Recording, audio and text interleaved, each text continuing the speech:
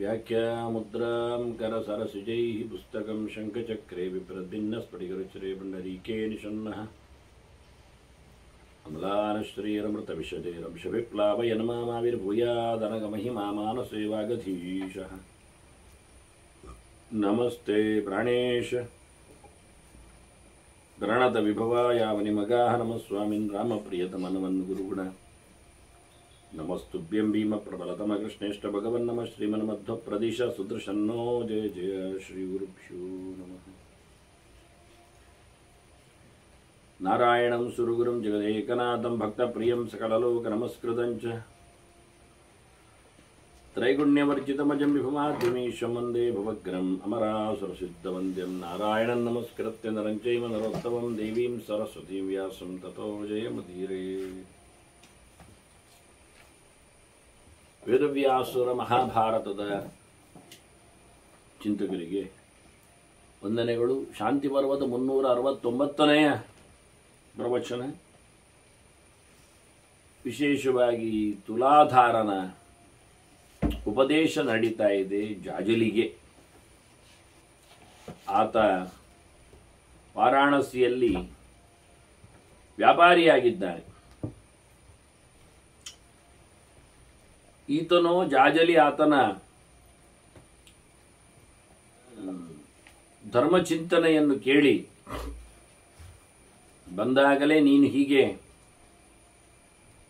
ತಪಸ್ಸು ಮಾಡಿಕೊಂಡು ಗರ್ವಪಟ್ಟುಕೊಂಡು ಬಂದೆ ಅಂತ ಹೇಳಿದ್ದಕ್ಕೆ ಆತ ಅದು ಹೇಗೆ ನಿನಗೆ ಅಂತಹ ಜ್ಞಾನ ಬಂದಿದೆ ಅಂತ ಆಕ್ಷೇಪಿಸುವಂತೆ ಕೇಳಿದ್ದ. ಹಾಗಾಗಿ ಈತ ಅವನ ವ್ಯಾಪಾರವನ್ನು ನೋಡಿ, ಅಂದರೆ ತಾನು ತಪಸ್ವಿ, ಇವ ವ್ಯಾಪಾರಿ, ಹಾಗಾಗಿ ವ್ಯಾಪಾರ ವ್ಯವಹಾರ ಅಂದರೆ ಅದು ಅತ್ಯಂತ ನಿಕೃಷ್ಟವಾದ ವೃತ್ತಿ ಅನ್ನೋ ನೆಲೆಯಲ್ಲಿ ಆತ ನಿನಗೆ ಹೇಗೆ ಇದೆಲ್ಲ ಗೊತ್ತಾಗ್ತದೆ ಅಂತ ಕೇಳಿಕೊಂಡಿದ್ದಾನೆ. ಹೀಗಾಗಿ ಆತ ಸವಿಸ್ತರವಾಗಿ ಧರ್ಮ ಸೂಕ್ಷ್ಮಗಳ ಬಗ್ಗೆ ಬಹಳ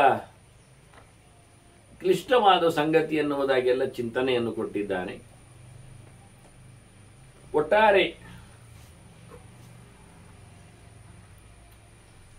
ಲೋಕದಲ್ಲಿ ಧರ್ಮದ ಚಿಂತನೆ ಬಂದಲಿಕ್ಕೆ ಕಾರಣವೇ ಅವನು ಹೇಳ್ತಾನೆ, ಭೂತ ಭವ್ಯಾರ್ಥಮೇಮೇಹ ಧರ್ಮ ಪ್ರವಚನ ಕೃತಂ ಅಂತ. ಎಲ್ಲರ ಏಳಿಗೆಗೋಸ್ಕರವೇ, ಒಳಿತಿಗಾಗಿಯೇ ಧರ್ಮ ಇರುವುದು. ಧರಣಾರ್ಥಾಯ ಹೇಳಿದ ಅರ್ಥದ ಅದರ ಎಟಿಮಲಾಜಿಯ ರಹಸ್ಯವಾದ, ಅಂದರೆ ನಿಜವಾದಂತಹ ಮಾತು ಏನು ಕೇಳಿದರೆ, ಪ್ರತಿಯೊಂದು ಧರ್ಮ ಅಂದರೆ ಉದ್ಧಾರಕ ಆಗಬೇಕು. ಅದು ಯಾರನ್ನು ಸಹ ಘಾಸಿಗೊಳಿಸದಂತೆ ಇದ್ದರೆ ಬಹಳ ಅದ್ಭುತವಾಗಿರ್ತದೆ. ಹೀಗಾಗಿ ಎಲ್ಲದರ ಒಳಿತಿಗಾಗಿಯೇ ಧರ್ಮದ ಈ ಚೌಕಟ್ಟು ಇರುವುದು, ಧರ್ಮದ ನೆಲವೀಡು ಆಗುವಂಥದ್ದು, ಧರ್ಮದ ಹರವು ಕಾಣುವಂಥದ್ದು. ಹಾಗೆ ಯಾರೊಬ್ಬರಿಗೂ ಅನ್ಯಾಯ ಆಗುವಂಥದ್ದನ್ನು ಧರ್ಮ ಅಂತ ಹೇಳಲಾಗುವುದಿಲ್ಲ ಅನ್ನೋ ನೆಲೆಯಲ್ಲಿ ಇಡೀ ಅಭಯದ ಮೇಲಿನ ಒಂದು ವ್ಯಾಖ್ಯೆಯನ್ನು ತುಲಾಧಾರ ಕೊಡ್ತಾ ಇದ್ದಾನೆ. ಅದು ಬಹಳ ಕಷ್ಟ ಅಂತಾನೆ. ಸೂಕ್ಷ್ಮತ್ವಾತ್ ನ ವಿಜ್ಞಾತುಂ ಶಕ್ಯತೆ ಬಹು ನಿನ್ನವಃ. ತುಂಬ ಗೂಢವಾದ್ದರಿಂದ ಧರ್ಮ ಅತಿ ಸೂಕ್ಷ್ಮವಾಗುವುದರಿಂದ, ಅದು ಗುಟ್ಟಿನ ಸಂಗತಿಯೂ ಆದ್ದರಿಂದ ಅದನ್ನೆಲ್ಲ ತಿಳ್ಕೊಳ್ಳೋದು ಭಾರಿ ಕಷ್ಟ ಅಂತ. ಅದು ರಹಸ್ಯ ಅಂತಲೇ. ಆ ರಹಸ್ಯವನ್ನು ಕಾಪಾಡಿಕೊಳ್ಳುತ್ತಾರೆ ಕೆಲವೊಮ್ಮೆ, ಯಾಕೆ ಏನು ಅಂತ ಹೇಳದೆ. ಹೀಗಾಗಿ ಧರ್ಮ ಮಾಡ್ಲಿಕ್ಕೆ ಸುಲಭ ಆಗ್ತದೆ ಹೇಳುವ ಕೃಷ್ಣನ ಪ್ರಕಾರದಂತೆ ತಿಳ್ಕೊಳ್ಳೋದು ಭಾರಿ ಕಷ್ಟ ಅಂತ ಹೇಳಿಕೊಂಡಂತೆ ಈತ ಮನುಷ್ಯ ಏನ್ ಮಾಡಿದ ಕೇಳಿದ್ರೆ, ಈ ನಡುವೆ ಸುಲಭ ಸಾಧ್ಯವಾಗುವ ಸಂಗತಿಗಳ ಜೊತೆಯಲ್ಲಿ ಬದುಕಲಿಕ್ಕೆ ನೋಡಿ ನಿಜವಾದ ಸೂಕ್ಷ್ಮವಾದ ಸಹಜವಾದ ಸನಾತನವಾದ ಧರ್ಮವನ್ನು ಬದಿಗಿಟ್ಟ. ಉಪಲಭ್ಯ ಅಂತರಾಜ ಅನ್ಯಾನ್ ಆಚಾರಾನ್ ಅವಬುದ್ಧ್ಯತೆ. ನಡುವೆ ಏನೇನನ್ನೋ ಮಾಡಿಕೊಂಡು ಬಂದ, ಅದಕ್ಕೆ ಏನೇನೋ ಸಿಕ್ಕಿಕೊಂಡಿತು, ಕೊನೆಗೆ ಸಿಕ್ಕಿಕೊಂಡಂತೆ ಮೆರವಣಿಗೆಯಲ್ಲಿ ಬಂತು, ಸಹಜವಾದದ್ದು ತಪ್ಪಿಸಿಕೊಂಡಿತ್ತು. ಸೇರ್ಪಡೆಗೊಂಡದ್ದಷ್ಟೇ ಉಳಿದೋಗ್ತದೆ. ಈಗ ಪ್ರಧಾನವಾದದ್ದು ಕಳೆದೋಗ್ತದೆ. ಹಾಗಾಗಿದೆ ಕತೆ ಅಂತಾರೆ. ಆದ್ರಿಂದ ಒರಿಜಿನಾಲಿಟಿ, ಧರ್ಮದ ನೈಜತೆ ಅದು ಇಲ್ಲ ಅಷ್ಟೇ ಅಲ್ಲ, ಈಗ ನಿಜವಾದ ಧರ್ಮವೂ ಇಲ್ಲ ಆಗಿದೆ. ಅಂಗೋಪಾಂಗಗಳೆಲ್ಲ ಸಮೃದ್ಧಿಯಾಗಿ ನಡಿಲಿಕ್ಕೆ ಬರ್ತಾ ಇವೆ ಅಂತ ತೋರಿಸಿಕೊಡುತ್ತಾರೆ. ವಾಸ್ತವವಾಗಿ ಲೋಕದಲ್ಲಿ ಹಿಂಸೆ ಎಷ್ಟು ಜೋರಾಗುವುದಿಲ್ಲ. ಇತ್ತ ಜಾನುವಾರುಗಳ ಬಗ್ಗೆ ನೋಡಿಕೊಂಡ್ರೆ ಮನುಷ್ಯನ ಧಿಮಾಕ್ ಏಚ ಚಿನ್ನಂತಿ ವೃಷಣಾನ್ ಏಚ ಭಿನ್ನಂತಿ ನಸ್ತಕಾನ್ ಇವ ಹೇಳ್ತಾನೆ. ಗಾಡಿ ಎಳೀಲಿಕ್ಕೋಸ್ಕರ ಎತ್ತುಗಳನ್ನು, ಹೋರಿಗಳನ್ನು, ವೃಷಭಗಳನ್ನು, ಅವುಗಳ ವೃಷಣಗಳನ್ನು ಕತ್ತರಿಸಿಕೊಂಡು ಹಾರಿಸಿಕೊಂಡು ಬೀಜವನ್ನು ತೆಗೆದಿಟ್ಟು ಕಟ್ತಾರೆ. ಇದರಿಂದ ಎಷ್ಟು ಹಿಂಸೆ ಆಗುವುದಿಲ್ಲ ಅವುಗಳಿಗೆ. ಅವಳು ಚೆನ್ನಾಗಿ ಗಾಡಿ ಎಳೆಯಲಿ ಅಂತ ಹೇಳಿಕೊಂಡು ಹಾಗೆ ಮಾಡ್ತಾರೆ. ಅಷ್ಟೇ ಅಲ್ಲದೆ ತಮ್ಮ ಅಂಕೆಗೆ ಬರಬೇಕೇಳಿ ಅದರ ಮೂಗನ್ನು ತೂತು ಮಾಡಿ ಹಗ್ಗ ಹಾಕ್ತಾರೆ. ಹಿಡಿಲಿಕ್ಕಲ್ಲ, ಅದು ಹಿಡಿಲಿಕ್ಕೆ ಅದರ ಗುತ್ತಿಗೆಗೆ ಹಾಕಿದ್ರೆ ಸಾಕಾಗ್ತದೆ, ಹಿಡಿಲಿಕ್ಕೆ ಆಗ್ತದೆ. ಆದರೆ ಮೂಗುದಾರ ಅಂತ ಹಾಕುವ ಮೂಲಕ ಮೂಗಿನ ನಡುವಿನ ಗಂಬವನ್ನು ಅವರು ತೂತು ಮಾಡುವ ಮೂಲಕ ಅಲ್ಲಿ ಹಗ್ಗ ಎಳೆದ ತಕ್ಷಣದಾಗಿ ನೋವಾಗ್ತದೆ. ನೋವಾಗಿ ಅದು ಸುಮ್ಮನೆ ನಿಲ್ತದೆ. ಹೀಗೆ ಉಪಟಳ ಕೊಡ್ತಾರೆ ಪ್ರಾಣಿಗಳಿಗೆ ಅವರು. ಮೂಗುದಾರ ಹಾಕಿ ತಾವು ಹೇಳಿದಂತೆ ಕೇಳುವ ಹಾಗೆ ಮಾಡಿ ಅವುಗಳಿಗೆ ವಿಚಿತ್ರ ಯಾತನೆಯನ್ನು ಸೃಷ್ಟಿಸಿ ಅವುಗಳನ್ನು ತಮ್ಮ ಕೆಲಸದಲ್ಲಿ ತೊಡಗಿಸ್ತಾರೆ. ಮತ್ತೆ ಒಂದಿಷ್ಟು ಮಣಭಾರ ಬೇರೆ ಹಾಕ್ತಾರೆ. ವಹಂತಿ ಮಹತೋ ಭಾರಾನ್, ಎಳಿಲಿಕ್ಕಾಗದ್ದಷ್ಟು ಅದರ ಮೇಲೆ ಹಾಕ್ತಾರೆ. ಗಾಡಿ ಎಳಿಸ್ತಾರೆ, ಮತ್ತೆ ಕಟ್ಟಿ ಹಾಕ್ತಾರೆ. ಬದ್ನಂತಿ ದಮಯಂತಿಜ, ಅವುಗಳೇನಾದ್ರೂ ಪೈರು ತಿನ್ಲಿಕ್ಕೆ ಹೋದ್ರೆ ಹೊಡಿತಾರೆ. ಅವುಗಳ ಸ್ವಾತಂತ್ರ್ಯವನ್ನು ಕಳೀತಾರೆ, ಹಿಂಸೆ ಮಾಡ್ತಾರೆ. ಅವುಗಳಿಂದ ತಮ್ಮ ಹೇರನ್ನು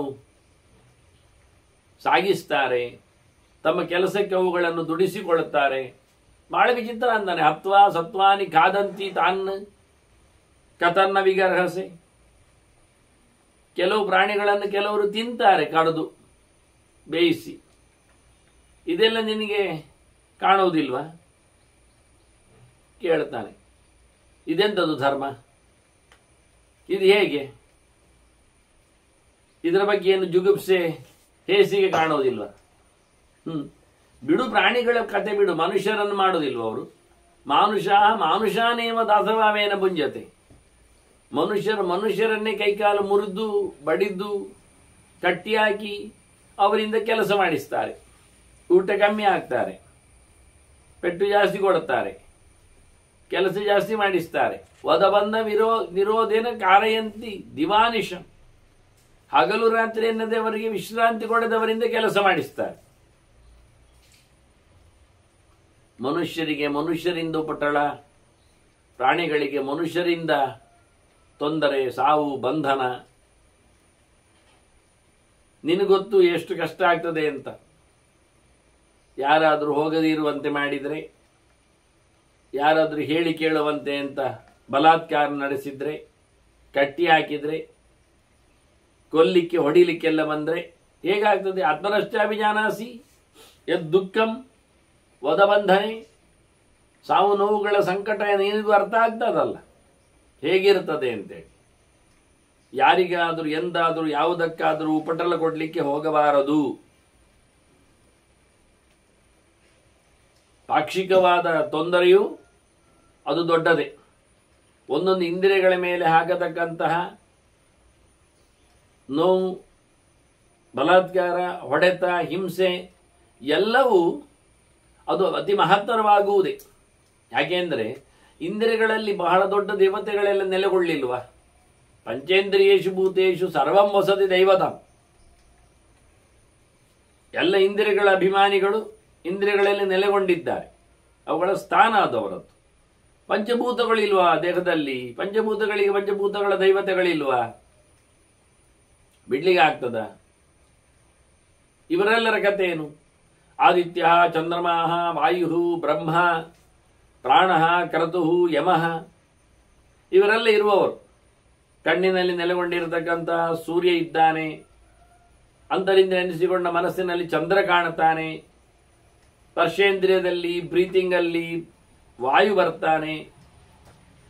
ಬ್ರಹ್ಮದೇವರು ಇಡೀ ದೇಹದ ಅಭಿಮಾನಿಯಾಗಿ ವಿಜ್ಞಾನಮಯ ಕೋಶದಲ್ಲಿ ನೆಲೆಗೊಂಡಿದ್ದಾನೆ. ಬುದ್ಧಿ ತತ್ವಗಳಿಗೆಲ್ಲ ಕಾರಣನಿದ್ದಾನೆ. ಇನ್ನು ಆಚೆ ನೋಡಿದ್ರೆ ಪ್ರಾಣ ಇದ್ದಾನೆ. ಮೂಗಿನಲ್ಲಿ, ಉಸಿರಾಟದಲ್ಲಿ, ಚೇಷ್ಟೆಯಲ್ಲಿ ಇಂದ್ರಿಯಗಳದ್ದು. ಅದರಾಚೆ ಕ್ರತುಹು ಯಜ್ಞನಿದ್ದಾನೆ, ಪಾದದೇವತೆಯಾಗಿದ್ದಾನೆ. ಕ್ರತು ಅಂದ್ರೆ ಕರ್ಮ ಮಾಡಿಕೊಂಡ್ರೆ ಇಂದ್ರ ಇದ್ದಾನೆ. ಶತಕ್ರತು ಏಕದೇಶ ಇಂದ್ರ ಇದ್ದಾನೆ ಕರ್ಮೇಂದ್ರಿಯಗಳಲ್ಲಿ ಅಲ್ಲ. ಅಂತರಿಂದ್ರಿಯದ ಮನಸ್ಸು ಕಾರಣ ಇದ್ದಾನೆ. ಯಮಃ ಕಿವಿಗೆ ಶ್ರೋತ್ರೇಂದ್ರಿಯಕ್ಕೆ ನಿಯಮಗಳ ಅಧಿದೇವತೆಯಾಗಿ ಅವನಿದ್ದಾನೆ. ಈಗ ಇವರೆಲ್ಲರ ನಮ್ಮ ದೇಹದಲ್ಲಿ ನೆಲೆಗೊಂಡಿರುವಾಗ ಅನ್ಯಾಯ ಮಾಡಿದಾಗ ದೇವತೆಗಳಿಗೆ ಉಪಟಳ ಮಾಡಿದಂತೆ ತೊಂದರೆ ಆಗುವುದಿಲ್ವ? ಇದು ಮನುಷ್ಯ ಮಾತ್ರಕ್ಕಲ್ಲ, ಪ್ರಾಣಿ ಮಾತ್ರಕ್ಕೂ. ಪ್ರಾಣಿಯ ಕಣ್ಣಿನಲ್ಲಿಯೂ ಆದಿತ್ಯ ಸಿಗ್ತಾನೆ, ಕೈಕಾಲುಗಳಲ್ಲಿಯೂ ದೇವತೆಗಳು ಬರ್ತಾರೆ. ಹಾಗೆ ಭೂತಗಳು ಸರ್ವಭೂತೇಶ್, ಎಲ್ಲ ಪ್ರಾಣಿಗಳಲ್ಲಿ ಎಲ್ಲೆಡೆ ತುಂಬಿದ ಪಂಚಭೂತಗಳಲ್ಲಿ, ಪಂಚ ಇಂದ್ರಿಯಗಳಲ್ಲಿ. ತಾನಿ ಭೂತಾನಿ ವಿಕ್ರಿಯೆ ಕಾಮೃತೇಶ್ ವಿಚಾರಣ. ಜೀವಂತವಾದ ಸಂಗತಿಗಳ ಮೇಲೆ ಗಲಾಟೆ ಮಾಡ್ತಾರೆ, ಎಬ್ಬಿಸ್ತಾರೆ, ಹೊಡಿತಾರೆ. ಪ್ರಾಣಿಗಳನ್ನೇ ಮಾರಾಟ ಮಾಡ್ತಾರೆ ಜೀವಂತವಾಗಿ. ಇನ್ನು ಸತ್ತದ್ದನ್ನು ಮಾರೋದ್ರಲ್ಲಿ ಏನು ಗೋಜಿ ಕಾಣುವುದಿಲ್ಲ. ಎಂತ ಮಾಡ್ಲಿಕ್ಕುಂಟು? ಎಂತ ವಿಚಾರಿಸು. ಸತ್ತ ಪ್ರಾಣಿಗಳ ಮಾರಾಟ ಇವೆಲ್ಲ ದೊಡ್ಡ ಸಂಗತಿಯೇ ಆಗುವುದಿಲ್ಲ. ಆಡು ಅದು ಅಗ್ನಿದೇವತಾಕವಾದದ್ದು. ಅಜೋಗ್ನಿ ವರುಣ ಮೇಷ, ಅದರಂತೆ ಮೇಷ ಅದು ವರುಣ ದೇವತಾಕವಾಗಿದೆ. ಸೂರ್ಯೋಶ್ವ ಪೃಥ್ವಿ ವಿರಾಟ್, ಸೂರ್ಯ ಕುದುರೆ ಅಭಿಮಾನಿಯಾಗಿದ್ದಾನೆ. ಹಾಗೆಯೇ ನೆಲ, ಕೆಲವರು ನೆಲದ ವ್ಯಾಪಾರಗಳಲ್ಲಿ ಇರ್ತಾರೆ. ಅದಕ್ಕೆ ವಿರಾಟ್ ಚತುರ್ಮುಖನೇ ಇದ್ದಾನೆ ಮುಖ್ಯವಾಗಿ. ಇಲ್ಲ ಇಂದ್ರನೂ ಆಗ್ತಾನೆ. ದೇನರು ವತ್ಸಚ್ಚ ಸೋಮೋಮೈ, ದನಕರು ಎಲ್ಲ ಚಂದ್ರದೇವತಾಕವಾದದ್ದು. ಇವನ್ನೆಲ್ಲ ವ್ಯಾಪಾರ ವ್ಯವಹಾರಗಳಲ್ಲಿ ಇಟ್ಕೊಳ್ಳೋದಿಲ್ಲ. ವಿಕ್ರಿಯೈತ ನ ಸಿದ್ಧ್ಯತಿ. ಇವನ್ನೆಲ್ಲ ಮಾರಾಟ ಮಾಡುವುದು, ವ್ಯವಹರಿಸುವುದು, ಅವುಗಳನ್ನು ಸಾಕುವುದು, ಕೆಲಸ ಮಾಡಿಸುವುದು, ಇದೆಲ್ಲ ಕತೆ ಹೇಗೆ? ಇದರಲ್ಲಿ ವ್ಯಾಪಾರ ವ್ಯವಹಾರ ನಡೀತದೆ ಲೋಕದಲ್ಲಿ, ಹಿಂಸಾ ಮಾಧ್ಯಮದಲ್ಲಿ. ನಾನು ಮಾಡ್ತಾ ಇರುವುದೆಂಥದ್ದು? ನಾನು ರಸವಿಕ್ರಯ, ಎಣ್ಣೆ ತುಪ್ಪ, ಜೇನುತುಪ್ಪ ಇವನ್ನೆಲ್ಲ ಇಟ್ಕೊಳ್ತೇನೆ. ಔಷಧಿ ಮೂಲಗಳನ್ನೆಲ್ಲ ಹಾಕೊಂಡಿದ್ದೇನೆ. ನನ್ನೆಂಥದ್ದು ಆಗ್ತದೆ? ವ್ಯಾಪಾರ ವ್ಯವಹಾರ ಮಾಡಿಕೊಂಡವನಿಗೆ ಧರ್ಮ ಏನು ಕೇಳ್ತೀಯಲ್ಲ? ಇಷ್ಟೆಲ್ಲ ದೊಡ್ಡ ದೊಡ್ಡ ವ್ಯಾಪಾರ ವ್ಯವಹಾರಗಳೆಲ್ಲ ನಡೀತಾ ಉಂಟಲ್ಲ ಲೋಕದಲ್ಲಿ. ಅದ್ರ ಕಥೆ ಹೇಗಿರ್ತದೆ? ಖಾತೆಯಲ್ಲಿ ಕಾಗೃತೆ ಬ್ರಹ್ಮನ್ ಮಧುನಿ ಅಪ್ಸು ಔಷಧೀಶು ಚ. ನನ್ನ ವ್ಯಾಪಾರ ವ್ಯವಹಾರಗಳಲ್ಲಿ ಏನ್ ತಪ್ಪು ಕಾಣುತ್ತದೆ? ಇದರಲ್ಲಿ ಎಷ್ಟು ಧರ್ಮ ಕಾಣುವುದಿಲ್ಲ? ಪ್ರಾಣಿಗಳೆಲ್ಲ ಬಹಳ ಚೆನ್ನಾಗಿ ಸ್ವತಂತ್ರವಾಗಿರ್ತಾವೆ. ಮೈಕೈಗಳನ್ನೆಲ್ಲ ಅಲ್ಲಾಡಿಸ್ತಾ ತಮಗೆ ಬೇಡವಾದಂತಹ ಇನ್ಸೆಕ್ಟ್ಸ್ಗಳನ್ನು ದೂರ ಮಾಡಿಕೊಳ್ತವೆ. ಹಾಗಾಗಿ ಮುಕ್ತವಾಗಿ ಓಡಾಡಿಕೊಂಡಂತ ಜಾಗವನ್ನು ಹುಡುಕಿಕೊಳ್ತಾವೆ. ಬಯಲಿಗೆ ಬರ್ತಾವೆ, ಗೊಬ್ಬರದ ಪಕ್ಕದಿಂದ ಆಚೆ ಹೋಗ್ತಾವೆ, ಶುದ್ಧವಾದ ಜಾಗದನ್ನು ಆಯ್ಕೆ ಮಾಡಿಕೊಂಡು ಮಲಗ್ತಾವೆ. ಮನುಷ್ಯ ಏನ್ ಮಾಡ್ತಾನೆ? ಅವುಗಳ ಬಲಾತ್ಕಾರದಲ್ಲಿ ಹೋಗದಂತೆ ಮಾಡಿ ಕಟ್ಟಿ ಹಾಕ್ತಾನೆ ಅಲ್ವಾ? ಅದಂಶ ಮಶಕೆ ದೇಶೇ ಸುಖ ಸಂವರ್ಧಿತಾನ್. ನಿಜವಾಗಿ ಸುಖವಾಗಿರತಕ್ಕಂತಹ ಪಶೂನ್, ಪ್ರಾಣಿ ಪಕ್ಷಿಗಳನ್ನೆಲ್ಲ ಅವುಗಳು ಸ್ವೇಚ್ಛೆಯಿಂದ, ಎಲ್ಲಿ ತೊಂದರೆ ಇಲ್ಲ, ಎಲ್ಲಿ ಕ್ರಿಮಿಕೀಟಗಳೆಲ್ಲ ಓಡಾಡ್ತಾವೆ. ಇವೇನ್ ಮಾಡ್ತಾನೆ? ತಾಂಶ್ಚ ಮಾತು ಪ್ರಿಯಾನ್ ಜಾನನ್. ಹಕ್ಕಿಗಳಿಗಾಗ್ಲಿ, ಮರಿಗಳಿಗಾಗ್ಲಿ, ಕರುಗಳಿಗಾಗ್ಲಿ ತಾಯಿ ಅಂದ್ರೆ ಭಾರಿ ಇಷ್ಟ. ಅದು ಗೊತ್ತಿವನಿಗೆ. ಅವುಗಳು ಹೇಗೆ ನಗ್ತಾ ಇರ್ತವೆ, ಹಾರ್ತಾ ಇರ್ತವೆ, ಸುತ್ತ ಇರ್ತವೆ ಅಂತ. ಆದರೂ ಅದನ್ನು ಎಳೆಯೋದು ಕಟ್ಟಿ ಎಲ್ಲಿಯೂ ಹಾಕಿ ಬಿಡುವುದಿಲ್ಲ. ಆಕ್ರಮ್ಯ ಬಹುಧಾ ನರಹ ಬಹುದಂಶಾಕುಲ ದೇಶಾನ್ ಎತ್ಕೊಂಡೋಗಿ ಕಟ್ಟಿ ಹಾಕಿ ಬಹಳಷ್ಟು ನಿಕೃಷ್ಟವಾದ ಜಾಗದಲ್ಲಿ ಅದನ್ನು ಕಟ್ಟಿ ಹಾಕ್ತಾನೆ. ಪ್ರಾಣಿಗಳು, ಇನ್ಸೆಕ್ಟ್ಸ್ಗಳು, ಗಲೀಜು ಜಾಗ. ಬಹುದಂಶಾಕುಲಾನ್ನ ದೇಶಾನ್ನ ನಯಂತಿ ಬಹು ಕರ್ದಮಾನ್. ಕೆಸರು ಗಲೀಜು ಇರುವಲ್ಲಿ ಎಲ್ಲ ಪ್ರಾಣಿಗಳನ್ನು ಬಿಡುವುದು ಇದು ಸರಿಯಾ? ಅವುಗಳಿಗೆ ಸುಖವಾಗಿರುವುದು ಬೇಡವಾ? ನಿನಗೆ ಗೊತ್ತಲ್ಲ ಎಷ್ಟು ಸುಖ ಇರ್ತದೆ ದೇಹಕ್ಕೆ ಅಂತ. ಮತ್ತೆ ಅವುಗಳನ್ನು ಎಳಿಲಿಕ್ಕೆ ಹಾಕಿದಾಗ, ಗಾಡಿಗೆ ಹಾಕಿದಾಗ ನೀರು ಕೊಡುವುದಿಲ್ಲ ಕೆಲವೊಮ್ಮೆ. ಬಿಸಿಲಿನ ಬೇಗೆ, ಬಹಳಷ್ಟು ಜೋರಾಗಿರತಕ್ಕಂತಹ ಭಾರ, ಬಿಸಿಲು, ಭಾರ, ನೆಲ ಸರಿ ಇಲ್ಲ, ರಸ್ತೆ ಸರಿ ಇಲ್ಲ, ಮಣ್ಣು, ಕೆಸರು, ಗಲೀಜು. ಅವುಗಳಿಗೆ ಮತ್ತೆ ತಲೆ ಮೇಲೆ ಬಿಸಿಲನ್ನು ತಡೆಯುವಂತೆ ಮಾಡುವ ವ್ಯವಸ್ಥೆ ಇಲ್ಲ. ಗಾಡಿಯಲ್ಲಿ ನೋಡಿದ್ದೀರಲ್ಲ ನೀವು, ಗಾಡಿಯಲ್ಲಿ ಸಾಮಾನು ಸರಂಜಾಮುಗಳಿಗಾಗಿದ್ದ ಗಾಡಿಯಲ್ಲಿ ಅದಕ್ಕೆ ಮಾತ್ರ ಮುಚ್ಚಿಗೆ. ಅದರಲ್ಲಿ ಒಳ್ಳೆಯ ನೆರಳಿರ್ತದೆ, ಮಳೆ ಬರುವುದಿಲ್ಲ, ಆದ ಗಾಡಿಯವನಿಗೆ ಮಲಗಲಿಕ್ಕೆ ಜಾಗ ಇರ್ತದೆ. ಇವುಗಳ ಪಾಪ ಹೇಳ್ಕೊಂಡು ಹೋಗ್ಬೇಕು. ಹೇಳ್ತಾನೆ, ಬಹಳ ಭಾರವನ್ನು ಹೊತ್ತು ಅವುಗಳಿಗೆ ತುಂಬ ತೊಂದರೆ ಆಗಿದೆ, ಬಹಳ ದೂರ ನಡೆದಿವೆ, ಬಾಯಾರಿಕೆ ಆಗ್ತದೆ, ಹಸಿವೆ ಆಗ್ತದೆ, ರೆಸ್ಟ್ ಬೇಕಾಗ್ತದೆ, ಶ್ರಮ ಆಗ್ತದೆ. ಯಾರು ಉಪಚಾರ ಮಾಡ್ತಾರೆ, ಎಲ್ಲಿ ಮಾಡ್ತಾರೆ, ಹೇಗೆ ಮಾಡ್ತಾರೆ ಅಂತಾನೆ. ಆ ಸಂಪೀಡಿತ ದುರ್ಯಾಹ ಸೀದಂತಿ ಅವಿಧಿನಾ ಬರೆ. ವಿಧಿ ಹೇಗಿರುವುದು ಗೊತ್ತುಂಟ? ಒಂದು ಗಾಡಿಗೆ 8 ಕಟ್ಟಬೇಕು ಎತ್ತನ್ನು. ಹಾಗಾದ್ರೆ ಅವುಗಳಿಗೆ ಭಾರ ಹೆಚ್ಚು ಬೀಳುವುದಿಲ್ಲ, ಶೇರ್ ಆಗ್ತದೆ.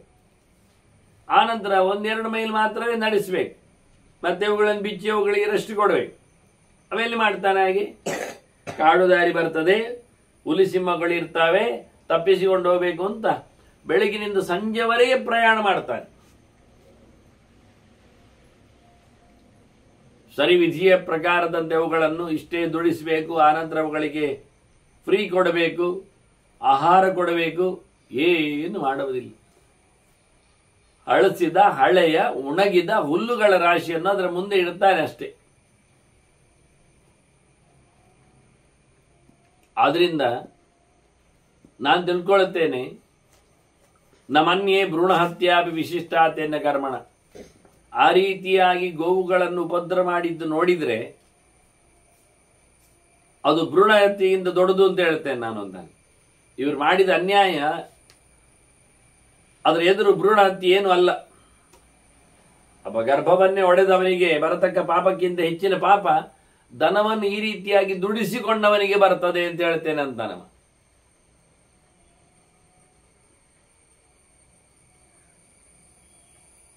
ಇನ್ನು ಒಳ್ಳೆಯ ವ್ಯಾಪಾರ ಮಾಡುವುದನ್ನು ನೀನು ಯೋಚನೆ ಮಾಡಿದ್ರೆ ಕೃಷಿ ಒಳ್ಳೆಯದ?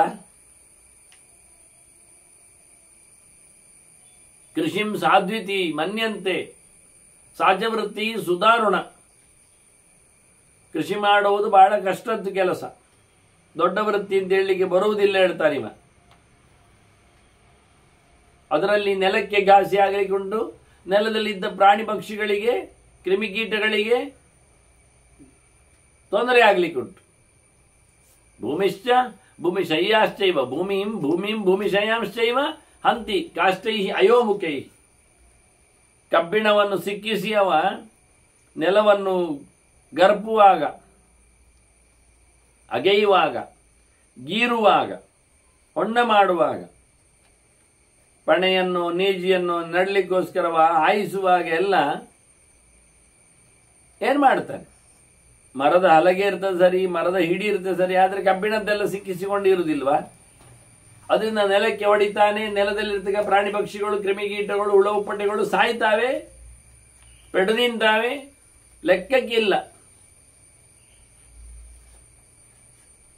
ಅದರಿಂದ ಕೃಷಿ ಮಾಡುವುದು ಕಷ್ಟವೇ, ಒಂದಿಷ್ಟು ಜೀವಹಾನಿ. ಅತ್ತ ಪ್ರಾಣಿ ಪಕ್ಷಿಗಳನ್ನು ನಿಲ್ಲಿಸಿಕೊಂಡು ಪ್ರಾಣಿ ಪ್ರಪಂಚವನ್ನು ನಿಲ್ಲಿಸಿಕೊಂಡು ಗಾಡಿ ಹೊಡಿತಾ ಇರುವುದು ತೊಂದರೆ, ಅವುಗಳಿಗೆ ಉಪಟಳ.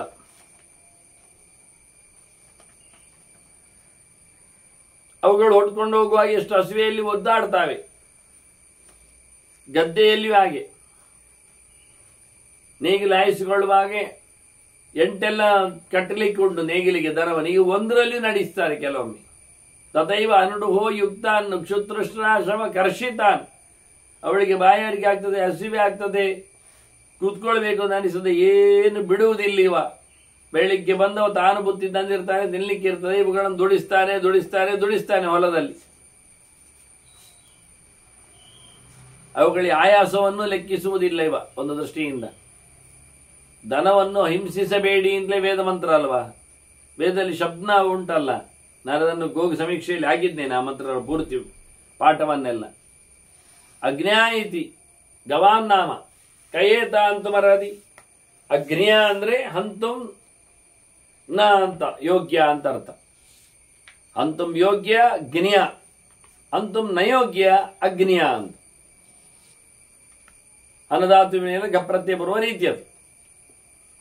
ಕೊಲ್ಲಲು ಯೋಗ್ಯವಲ್ಲದ್ದು, ಹಿಂಸೆಗೆ ಯೋಗ್ಯವಾಗದ್ದು, ಯಾರ ದಂಡೆಗೂ ಪಾತ್ರವಾಗದೆ ಇರುವಂಥದ್ದು ಪ್ರಾಣಿ, ಅದು ದನ ಅಂತೇಳಿ ವೇದವೇ ಕರೆದಿದೆ. ಹಾಗಿರುವಾಗ ಹೇಗೆ ತೊಂದರೆ ಕೊಡ್ತಾನೆ ಇವ? ಆದ್ರಿಂದ ಮಾಡುವ ಕೃಷಿ ದನವನ್ನು ಅವಲಂಬಿಸಿ ಅಂದಾಗ ನಾನು ಹೇಳ್ತೇನೆ, ನಾವು ದೊಡ್ಡ ಅನ್ಯಾಯ ಮಾಡಿದ ಅಂತಲೇ ಇರ್ತದೆ. ಮಹಚ್ಚಕಾರ ಅಕುಶಲಂ ವೃತಾಯೋಗಾಂ ನಿಹಂತಿ. ಹಾ,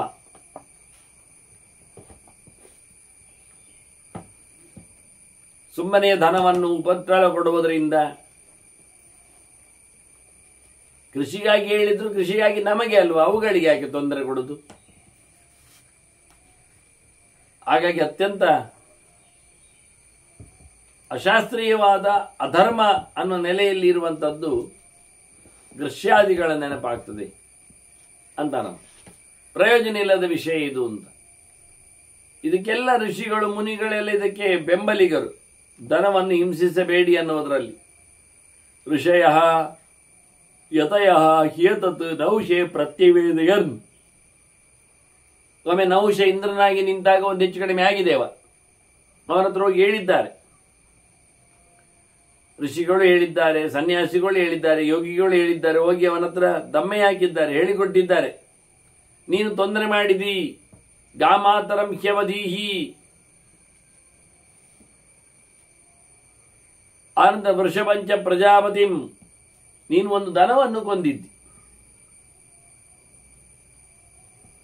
ದನದ ಒಟ್ಟಿಗೆ ಒಂದು ಎತ್ತನ್ನು ಸಹ ಹೊಡೆದಿದ್ದಿ.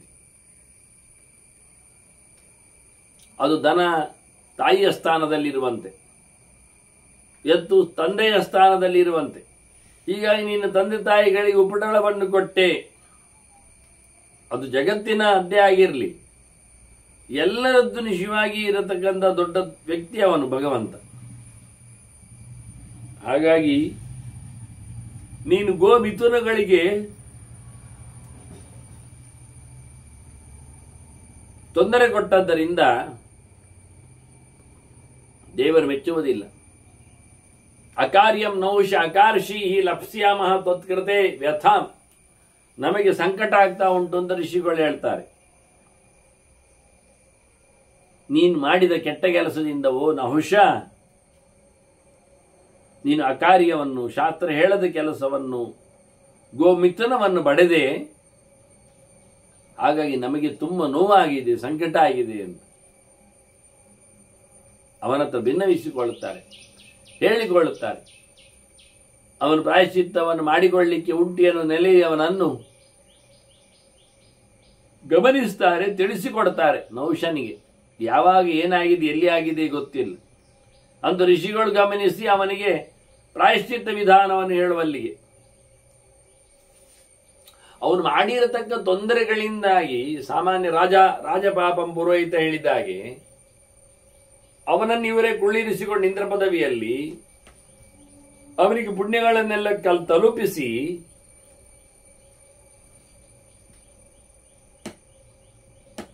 ಅವನು ಮಾಡಿದ ಪಾಪಗಳನ್ನು ಇವರನ್ನು ಹಂಚಿಕೊಳ್ಳುತ್ತಾರೆ.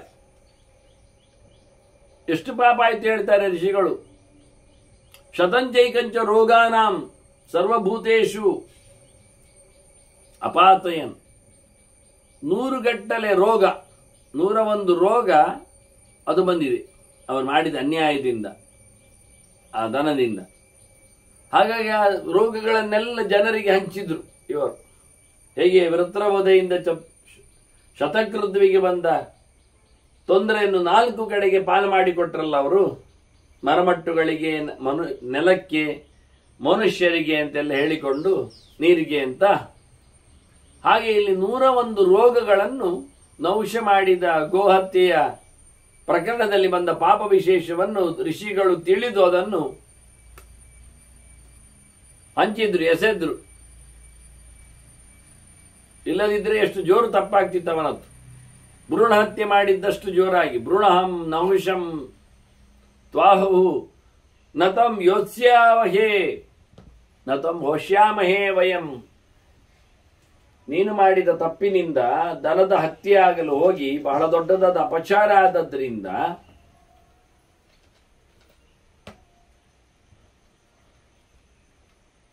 ಇನ್ನು ಮುಂದೆ ನಿಮ್ಮ ಹೋಮ ಹವನಗಳಿಗೆ ನಾವು ಬರುವುದಿಲ್ಲ ಅಂತ ಹೇಳಿಕೊಂಡು, ನಿನ್ನನ್ನಿಟ್ಟುಕೊಂಡು ಪೌರಹಿತ್ಯ ಮಾಡುವುದಿಲ್ಲ, ದೇವತೆಗಳಿಗೆ ಆಹುತಿಯನ್ನು ಕೊಡಲಿಕ್ಕೆ ನಾವು ಸೇರುವುದಿಲ್ಲ ಅಂತ ಹೇಳಿತು.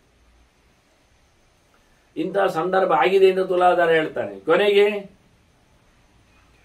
ಇವರು ಯೋಚನೆ ಮಾಡಿಕೊಂಡ್ರಂತೆ, ಅದು ಎಂದದಕ್ಕೆ ಆಯಿತು ಅವನಿಂದ ಅಪಚಾರ, ಏನು ಕೊಂದ ಕತೆ, ಏನು ವಿಷಯ ಅಂತ ಹೇಳಿಕೊಂಡು, ಇತ್ಯುಕ್ತಾತೆ ಮಹಾತ್ಮಾನಃ ಸರ್ವೇ ತತ್ವಾರ್ಥದರ್ಶಿನ. ಯಥಾರ್ಥವನ್ನು ತಿಳ್ಕೊಳ್ಬೇಕು ಅಂತ ಎಲ್ಲರೂ ಪ್ರಯತ್ನ ಪಟ್ಟಾಗ ಅವರಿಗೆ ಗೊತ್ತಾಯಿತು, ಇವ ಮಾಡಿದ್ದು ಆ ಗೋಮಿಥುನಗಳ ಸಂಹಾರ ಅದು ತಿಳಿದು ಅಲ್ಲ,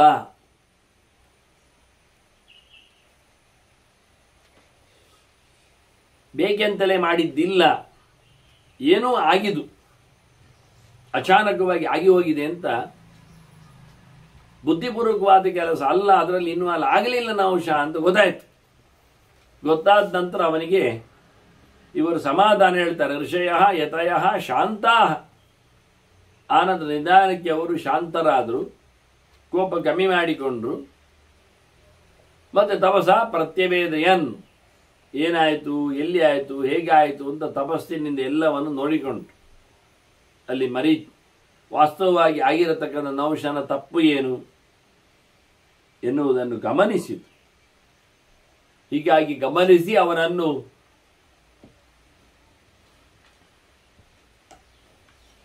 ಉದ್ದೇಶಪೂರ್ವಕ ಮಾಡಿದ ತಪ್ಪಲ್ಲ ಅಂತ ಹೇಳಿಕೊಂಡು ಅವನನ್ನು ಮನ್ನಿಸಿದ್ದಾರೆ ಅವರು.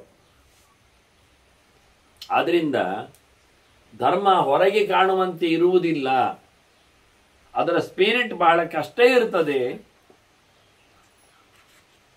ಕೊಲೆಯಲ್ಲಿ ಬಹಳ ವಿಚಿತ್ರವಾಗಿರತಕ್ಕಂಥ, ಸಾವಿನಲ್ಲಿ ಕೊನೆಯ ವಿಚಿತ್ರವಾಗಿರತಕ್ಕ ಘಟನೆಗಳಿರ್ತಾವೆ. ಅದನ್ನು ನಹುಷ ನೇರ ಸಾಯಿಸಿದ್ದಲ್ಲ ಎನ್ನುವ ನೆಲೆಯಲ್ಲಿ ನೋಡಿಕೊಂಡಂತೆ ಧರ್ಮ ಬಹಳ ಕ್ಲಿಷ್ಟ, ಸಂಕೀರ್ಣ. ಈದೃಶಾನ್ ಅಶಿಮಾನ್ ಘೋರಾನ್ ಆಚಾರಾನಿಹ ಜಾಜಲೆ ಕೇವಲಾಚರಿತತ್ವಾತ್ತು ನಿಪುಣಃ ನವಬುದ್ಧ್ಯತೆ. ನಾಳೆ ಜನ ಹೇಳಿ ಯಾರು ನಹುಷ ಗೋಮಿಥುನವನ್ನು ಸಾಯಿಸಿದ್ದಾನೆ ಅಂತ, ಹಾಗೆ ಉಳಿದವರು ಮಾಡ್ತಾರೆ ಸೀದಾ. ಅದು ಯಜ್ಞ ಅಂತ ಹೇಳಿಕೊಳ್ಳದೇ ಇದ್ರೆ ಯಾರೋ ಬಂದು ಸೇರ್ತಾರೆ. ಆದ್ರಿಂದ ಧರ್ಮ ತುಂಬ ಕಷ್ಟ ಇದೆ, ಗೊತ್ತಾಗುವುದಿಲ್ಲ. ನಹುಷ ಮಾಡಿದ್ದಾನೆ ಅಂತ ಉಳಿದವರು ಮಾಡ್ಲಿಕ್ಕೆ ಹೋದಾರು, ಅಲ್ಲಿ ನಹುಷ ಮಾಡಿದ್ದಲ್ಲ, ಅದು ಪ್ರಾಕೃತವಾಗಿದೆ, ತೋರಿಕೆಗಾಗಿದೆ ಅಂತ ಹೇಳಿಕೊಳ್ಳಿಕ್ಕೆ ಆಗುವುದಿಲ್ಲ. ಇದರಿಂದ ಜನಗಳು ತಪ್ಪನ್ನೇ ಹೆಚ್ಚು ಗಟ್ಟಿ ಮಾಡ್ತಾರೆ. ಲೋಕದಲ್ಲಿ ಬಹಳಷ್ಟು ಸಮಯ ತಪ್ಪು ಮಾಡಿದವನ ಪ್ರಚಾರ ಆಗ್ತದೆ ಆಕ್ಷೇಪಪೂರ್ವಕವಾಗಿ, ಮತ್ತೆ ಅದು ತಪ್ಪಲ್ಲ, ಆಗಲಿಲ್ಲ ಎನ್ನತಕ್ಕಂಥ ಮಾತು ಬರ್ತದೆ ಎಷ್ಟೋ ವರ್ಷದ ಬಳಿಕ, ಅದು ಪ್ರಚಾರಕ್ಕೆ ಬರುವುದಿಲ್ಲ. ಅದು ಯಾರು ಹೇಳಿಕೊಡುವುದಿಲ್ಲ, ಹೇಳಿಕೊಂಡು ಬರುವುದಿಲ್ಲ. ಹಾಗಾಗಿ ಅದನ್ನು ಗಮನಿಸಲು ಇದನ್ನು ಮಾಡಿದ್ದೆಂದು ಅಂದಾಗ ಬಹಳಷ್ಟು ಕಾರಣ ಕಾಣುತ್ತದೆ. ಅದನ್ನು ಕೇವಲ ಆಚರಣೆಯನ್ನು ಕಂಡದ್ದನ್ನಷ್ಟೇ ಅರ್ಥ ಮಾಡಿಕೊಳ್ಳದೆ ಬೆನ್ನಿಂದಿರತಕ್ಕಂಥ ಸ್ಪಿರಿಟ್ ಅನ್ನು ರಹಸ್ಯವನ್ನು ತಿಳ್ಕೊಳ್ಳದೆ ನೋಡಿದ್ದನ್ನು ಮಾಡಿದ ಹೇಳಿದ್ರೆ ಬಹಳ ಸಣ್ಣ ವಿಷಯಗಳೇ. ಚಿಕ್ಕ ಚಿಕ್ಕ ಸ್ಟಂಡಿಲ ಯಂತ್ರ ರಚನೆ ಮಾಡಲಿಕ್ಕೆ ಬರೀಲಿಕ್ಕಿರುತ್ತದೆ. ಅಗ್ನಿ ಪ್ರತಿಷ್ಠೆ ಮಾಡುವ ಮುಂಚೆ ಅಲ್ಲಿ ಷಡ್ರೇಖ ಇರ್ತದೆ ಬಿಡಿ. ಅದು ಹೇಗೆ ಎನ್ನುವುದನ್ನು ನೋಡಿಕೊಳ್ಳದೇ ಇದ್ರೆ, ಹಾಕಿಕೊಂಡದ್ದನ್ನಷ್ಟೇ ನೋಡಿಕೊಂಡ್ರೆ ಹೇಗೆ ಬೇಕಾದ್ರೂ ಹಾಗೆ ಯಾರು ಗೆರೆಯನ್ನು ಎಳಿತಾರೋ. ಚಿತ್ರ ಇದೆ, ಗೆರೆ ಎಳೆದು ಅಲ್ಲ, ಮೊದಲಿಂದ ಗೆರೆ ಎಳೆಯುವಾಗ ನೋಡಬೇಕು, ಅದನ್ನು ಅರ್ಥ ಮಾಡಿಕೊಳ್ಬೇಕು. ಅದು ಎಲ್ಲಿಯವರೆಗೆ ನಿಲ್ತದೆ, ಎಷ್ಟು ಉದ್ದದಲ್ಲಿ ಬರ್ತದೆ ಎನ್ನುವುದನ್ನು ತಿಳ್ಕೊಂಡಿರಬೇಕು. ಹೀಗಾದ್ರೆ ಮಾತ್ರ ಮಾಡುವಲ್ಲಿ ಸಫಲತೆಯನ್ನು ಪಡೀಲಿಕ್ಕೆ ಆಗ್ತದೆ. ಇಲ್ಲ ಆದರೆ ಇಲ್ಲ, ಸಿಕ್ಕಿ ಬೀಳ್ತದೆ. ನೋಡಿದ್ದಷ್ಟೇ ಮಾಡುವ ಮೂಲಕ ತಪ್ಪಾಗ್ತದೆ. ಮೊದಲು ಯಾವುದು ಮತ್ತೆ ಯಾವುದು ಗೊತ್ತಾಗುವುದಿಲ್ಲ. ಏನನ್ನು ತುಂಬಿಸಬೇಕು, ಏನನ್ನು ತುಂಬಿಸಬಾರ್ದು ಎನ್ನುವುದು ಅರ್ಥ ಆಗುವುದಿಲ್ಲ. ಯಾವುದಕ್ಕೆ ಮೋರೆ ಹಾಕಿ ಗೆರೆ ಹಾಕಬೇಕು, ಯಾವ ಮಕ್ಕಿ ಮೋರೆ ಹಾಕಿ ಕೂತ್ಕೊಳ್ಳಿಕ್ಕಿಲ್ಲ ತನ್ನಿಲ್ ರಚನೆಯಲ್ಲಿ ಎನ್ನುವುದು ಅರ್ಥ ಆಗುವುದಿಲ್ಲ.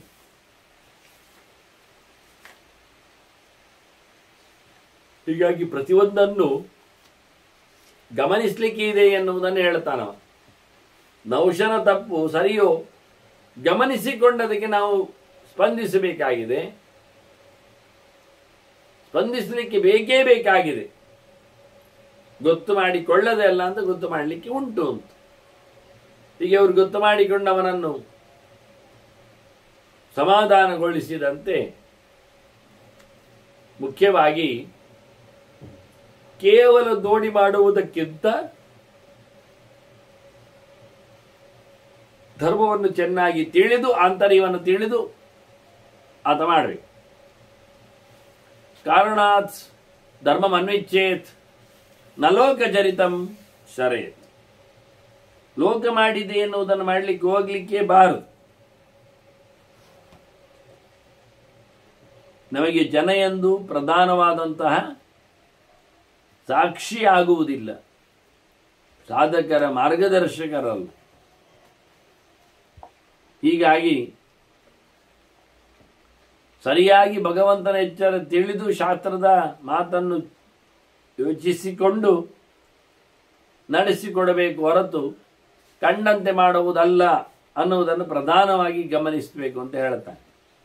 ಅದರಿಂದ ತುಂಬಾ ತಪ್ಪುಗಳು ಬರ್ತವೆ ಅಂತ.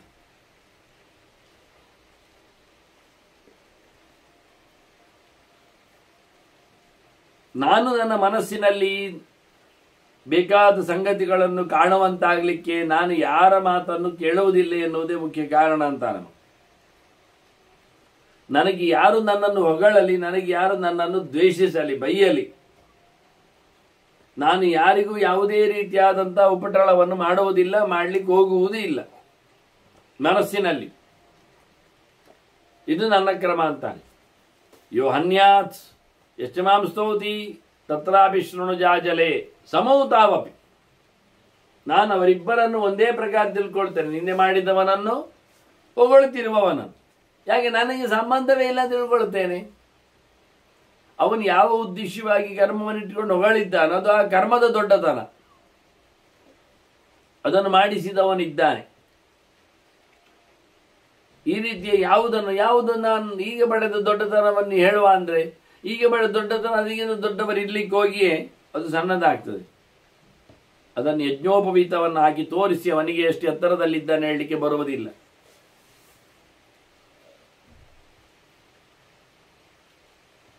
ಅದರ ವಿಚಿತ್ರವಾದಂತಹ ಕಥೆಗಳೇ ಬೇರೆ.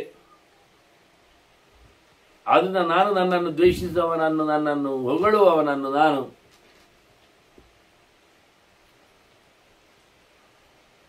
ಪ್ರೀತಿ ದ್ವೇಷಗಳಿಂದ ನೋಡುವುದೇ ಇಲ್ಲ ಅಂತಾನವ. ಸಮೌ ತಾವಪಿ ಮೇ ಸ್ಯಾತಾಂ ನೈಮೇ ಸ್ತಃ ಪ್ರಿಯಾ ಪ್ರಿಯೆ. ನನಗೆ ಯಾರು ಪ್ರಿಯರು ಅಪ್ರಿಯರು ಇಲ್ಲ. ಸಹಜವಾಗಿ ಏತದೀದೃಶಂ ಧರ್ಮಂ ಪ್ರಶಂಸಂತಿ ಮನೀಷಿನಃ. ಇಂಥ ಧರ್ಮವನ್ನು ಮಾತ್ರವೇ ಜನರು ಒಪ್ಪುವುದು, ತಿಳಿಸುವುದು. ಬುದ್ಧಿಮಂತರು ಹೇಳುವಂಥ ಧರ್ಮ ಇದನ್ನೇ. ನೀನು ಯಾರ ಮೋರೆ ನೋಡಿ ಮಾಡಬೇಡ, ಯಾರಿಗಾಗಿಯೂ ನಡೆಸಬೇಡ, ಹೊಗಳ್ತಾರೆ ಅಂತ ಆಗಬೇಡ, ತೆಗಳುತ್ತಾರೆ, ನಿಲ್ಲಿಸಬೇಡ.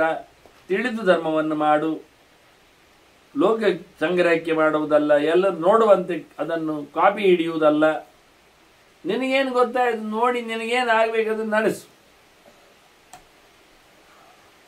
ಅನ್ನೋದನ್ನು ಬಹಳ ಸ್ಪಷ್ಟವಾಗಿ ಧರ್ಮದ ಸ್ಪಿರಿಟ್ ಏನು ಅಂತ ಹೇಳಿದ. ವಾಸ್ತವವಾಗಿ ಉಪಪತ್ಯಾಯಿ ಸಂಪನ್ನ ಯತಿಭಿಶ್ಚೈವ ಸೇವ್ಯತೆ, ಯಾವ ಧರ್ಮವನ್ನು ನಡೆಸಿಕೊಡುವಾಗ ಸರಿಯಾಗ್ತದೆ ಸರಿಯಾಗುವುದಿಲ್ಲ ಎನ್ನುವುದನ್ನು ನೋಡಿಕೊಂಡು ಸಹಜವಾದಂತಹ ಧರ್ಮ ಪ್ರೇಪ್ಸ್ಗಳು ಧರ್ಮವನ್ನು ಪಡೆಯುವವರು ಯಮನಿಯಮ ಸಂಪನ್ನರು ಮಾಡ್ತಾರೆ. ಇವರೆಲ್ಲ ಜಾಳು ಜಾಳಾಗಿ ಮಾಡಿದ್ದಲ್ಲ. ಅದು ಯಾವಾಗಲೂ ಧರ್ಮ ಮಾಡುವ ಅಭ್ಯಾಸ ಬೇಕು. ಸತತಂ ಧರ್ಮಶೀಲ ಇಷ್ಟ ನಿಪುಣೇನ ಉಪಲಕ್ಷಿತ. ಸ್ಪಷ್ಟವಾಗಿ ಧರ್ಮವನ್ನು ಬಿಡಿಸಿ ನೋಡಬೇಕು, ಮೇಲಿಂದ ಮೇಲೆ ಅಲ್ಲ. ಬಹಳ ಕಾಲದ ಗಮನ ಇರಬೇಕು.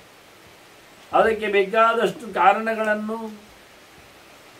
ಲಕ್ಷಣಗಳನ್ನು, ಪ್ರಯೋಜನಗಳನ್ನು, ಅಧಿಕಾರಿಗಳನ್ನು, ಕಾಲದ ವ್ಯಾಪ್ತಿಗಳನ್ನು ಇವನ್ನೆಲ್ಲ ಗಮನಿಸಬೇಕಾಗಿದೆ ಮಾಡುವಾಗ. ಅದನ್ನ ಧರ್ಮ ಬಹಳ ಸೂಕ್ಷ್ಮವಾಗಿ ಗಮನಿಸಲಿಕ್ಕೆ ಇದೆ ಅಂತ ಹೇಳಿ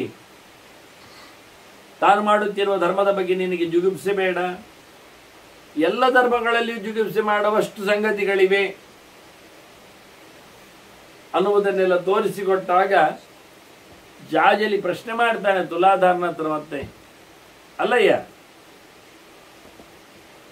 ನೀನು ತಕ್ಕಡಿ ನನ್ನ ದೇವರು ಅಂತ ಹೇಳಿಕೊಂಡಾಗೆ ಧರ್ಮದ ಪ್ರತೀಕವನ್ನಾಗಿಸಿಕೊಂಡು ನೀನು ವ್ಯಾಪಾರ ಮಾಡ್ತೀಯಲ್ಲ, ಇರ್ಲಿ ಈಗ ನೋಡು.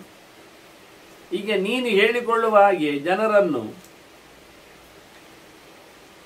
ಅವರ ವೃತ್ತಿಯನ್ನು, ಅವರ ಕರ್ಮವನ್ನೆಲ್ಲ ಹಂಗಿಸುವಂತೆ ಹೇಳಿದ್ರಿಂದ ಕರ್ಮದಿಂದ ಸ್ವರ್ಗಾದಿಗಳು ಸಿಗುವುದನ್ನೆಲ್ಲ ನೀನು ಬ್ಲಾಕ್ ಮಾಡಿದಾಗಲ್ವಾ. ಸ್ವರ್ಗದ್ವಾರಂಚ ವೃತ್ತಿಂಚ ಭೂತಾನಾಂ ಅವರೋಕ್ಷಿಸ್. ನೀನು ಜನರಿಗೆ ಏನೋ ವಿಚಿತ್ರವಾದಂತಹ ವಾದದಿಂದಾಗಿ ಕರ್ಮ ಮಾಡದಂತೆ ಅವರನ್ನು ನಡೆಸ್ತಾ ಇದ್ದ.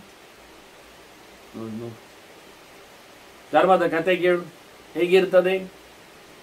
ನೀನು ಹೇಳಿದ್ಯಲ್ಲ, ಈಗ ಕೃಷಿ ಮಾಡಲಿಕ್ಕೆ ಉಂಟು, ದನಗಳಿಗೆ ಪೆಟ್ಟಾಗ್ತದೆ, ಭೂಮಿ ಹಾಳಾಗ್ತದೆ, ನೆಲದಡಿಯಲ್ಲಿ ಹುಳ ಹುಪ್ಪಟೆಗಳು ಸಾಯ್ತಾವೆ, ಮತ್ತೆ ಎಂತದ ತಿನ್ನುವುದು ಕೇಳ್ತಾನೆ ಜಾಜಲಿ. ಕೃಷಿಯಾನ್ನಂ ಪ್ರಭವತಿ ತತಸ್ತಮಪಿ ಜೀವಸ್. ಕೃಷಿ ಮಾಡದೆ ಊಟ ಸಿಗ್ತದ? ಅದರಲ್ಲಿ ನೀನು ಬದುಕುವುದಿಲ್ವ ತಿಂದು? ಬೈಲಿಕ್ಕುಂಟ ಕೃಷಿಯನ್ನು ಕೇಳ್ತಾನೆ. ಕೃಷಿಯಿಂದಲೇ ಬೆಳೆ, ಬೆಳೆಯಿಂದಲೇ ಬದುಕು ಅಲ್ವ? ಮತ್ತೆ ಹೇಗೆ ಆಗ್ಲಿಕ್ಕುಂಟು? ಮತ್ತೆ ನಮಗೆ ಪ್ರಾಣಿಗಳು ಬೇಡ ಆದ್ರೆ ಮತ್ತೆ ಯಾರು ಮಾಡುದು? ನೀನು ಹೇಳಿದ್ದು ಮನುಷ್ಯರನ್ನು ದುಡಿಸ್ತಾನೆ, ಹೇಳಿದ್ದು ಪಶುಗಳನ್ನು ದುಡಿಸ್ತಾನೆ. ಪಶುಭಿಶ್ಚ ಔಷಧಿಭಿಶ್ಚ ಮರ್ತ್ಯ ಜೀವಂತಿ. ವಾಣಿಜ್ಯ ಮನುಷ್ಯರ ಬದುಕು ಮರಮಟ್ಟುಗಳಿಂದ, ಮನುಷ್ಯರಿಂದ, ಆನಂತರ ಹುಲ್ಲು ಕಡ್ಡಿಗಳಿಂದ, ಇವೆಲ್ಲ ಬೇಕೇ ಬೇಕು ಅವನಿಗೆ. ಮನುಷ್ಯರ ಬದುಕೇ ಆಗಿದೆ, ಯಾವುದನ್ನು ತಪ್ಪಿಸಲಿಕ್ಕೆ ಬರುವುದಿಲ್ಲ. ನೀನು ಬೈತಾ ಇದ್ದಿ, ಅವುಗಳೆಲ್ಲ ವೃತ್ತಿಯಲ್ಲ, ಅವುಗಳು ವ್ಯವಸ್ಥಿತವಾಗಿಲ್ಲ, ಒಬ್ಬರೊಬ್ಬರ ಮೇಲಿನ ವಿರೋಧದಿಂದಾಗಿದೆ, ಹಾಗೀಗೆ ಅಂತ.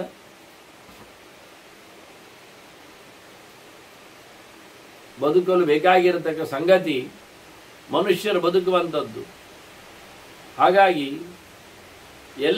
ಎಲ್ಲ ಕಡೆಯಲ್ಲಿ ಸಹ ನಡೆಯುವಂಥದ್ದು. ತದೋಹ ಪ್ರಭವತಿ ಅಂತಾರೆ. ನಿಲ್ಲುವ ಕತೆ ಕೇಳಿಕೊಂಡ್ರೆ, ವಾರ್ತೆಯನ್ನು ಬಿಟ್ರೆ ನಹಿ ವರ್ತೇಯಂ ಅಯಂ ಲೋಕಃ. ಈ ಜನರು ಒಂದೊಮ್ಮೆ ಸರಿಯಾಗಿ ವ್ಯಾಪಾರ ವ್ಯವಹಾರ ಮತ್ತೊಂದು ಇನ್ನೊಂದು ಕೃಷಿ ವೃತ್ತಿ ಎಲ್ಲ ಮಾಡದೇ ಇದ್ರೆ ಸಾಯ್ತಾರೆ, ಬದುಕಲಿಕ್ಕೆ ಹೋಗುವುದಿಲ್ಲ ಆಗ್ತದೆ. ಅಂದ್ರೆ ಪ್ರಾಣಿಗಳು, ಔಷಧಿಗಳು, ಕೃಷಿಗಳು, ಅನ್ನ ಬೆಳೆ, ಇದರಿಂದ ತಥೋ ಯಜ್ಞ ಪ್ರಭವತಿ. ಯಜ್ಞ, ಪೂಜೆ, ಪುನಸ್ಕಾರ ಇವೆಲ್ಲ ಆಗ್ತದೆ. ಇದರಿಂದ ಲೋಕಕ್ಕೆ ಭಿಕ್ಷೆ, ಸುಭಿಕ್ಷೆ ಎಲ್ಲ ಸಿಗ್ತದೆ. ಇದೆಲ್ಲ ಬಿಟ್ಟು ಬಿಟ್ರೆ, ವಾರ್ತೆಯನ್ನೆಲ್ಲ ಹಾಕಿಬಿಟ್ರೆ ಲೋಕ ಬದುಕುವುದೇ ಇಲ್ಲ ಆಗ್ತದೆ ಅಲ್ಲವಾ? ಬೇಕೋ ಬೇಡವೋ? ನೀನದನ್ನು ನಿಂದೆ ವೃತ್ತಿ ಅಂತ ಹೇಳಿಕೊಂಡು ತಿಳಿಸಿಬಿಟ್ಟಿದೀಯಾ? ಯಜ್ಞಯಾಗಗಳ ವ್ಯವಸ್ಥೆ ಎಲ್ಲಿ ಹೋಗ್ತದೆ? ಅದರಿಂದ ದೇವತೆಗಳ ಸುದ್ದಿಯನ್ನು ಹೇಳಿಬಿಟ್ಟೆ, ಅವುಗಳಿಗೆ ಉಪಟಳ ಆಗ್ತದೆ ಅಂತ. ನಾವು ಪ್ರಾಣಿಗಳನ್ನು ಇವರನ್ನ ದುಡಿಸಿಕೊಂಡು ದೇವತೆಗಳಿಗೆ ಸಮರ್ಪಿಸಿಕೊಳ್ಳುವ ಮೂಲಕ ಅದನ್ನು ಸಮಾರಾಧನೆ ಅಂತ ಹೇಳುತ್ತೇವೆ. ಇದು ಹೇಗೆ ಅಂದಾಜಾಗ್ತಾ ಇಲ್ಲ ಅನ್ನೋ ಹಾಗೆ ಜಾಜಲಿ ಮತ್ತೆ ಬಹಳ ಜೋರಾಗಿ ಪ್ರಶ್ನೆ ಆಗ್ತಾರೆ ಅವನನ್ನು ಧರ್ಮದ ಸೂಕ್ಷ್ಮದ ಬಗ್ಗೆ. ವಿಷಯ ಇಷ್ಟು ಸರಳವಾಗಿದೆ. ವನಸ್ಪತಿಗಳ ಬಗ್ಗೆ ಮಾತಾಡಿದ. ಮರಮಟ್ಟುಗಳನ್ನು ಕಡಿಬೇಕು, ಹೋಮ ಹವನ ಮಾಡಬೇಕಾದ್ರೆ, ಯಜ್ಞಯಾಗ ಮಾಡಬೇಕಾದ್ರೆ ಅವುಗಳು ಇಂಧನಗಳಾಗಿ ಬರ್ತಾವೆ, ಸಮಿತಿಗಳಾಗಿ ಸಿಗ್ತವೆ. ಆಗ ಮರಮಟ್ಟುಗಳಿಗೆ ಹಿಂಸೆ ಆಗ್ತದೆ. ಅವುಗಳಲ್ಲಿ ದೇವತೆಗಳ ಆವಾಸ ಇದೆ. ಪಂಚಭೂತಗಳಲ್ಲಿ ದೇವತೆಗಳು ಇದ್ದಾರೆ, ಅವರಿಗೂ ತೊಂದರೆ ಆಗ್ತದೆ. ಆಗ ಆಹುತಿ ಕೊಡುವುದು ಅಲ್ಲಿಗೆ.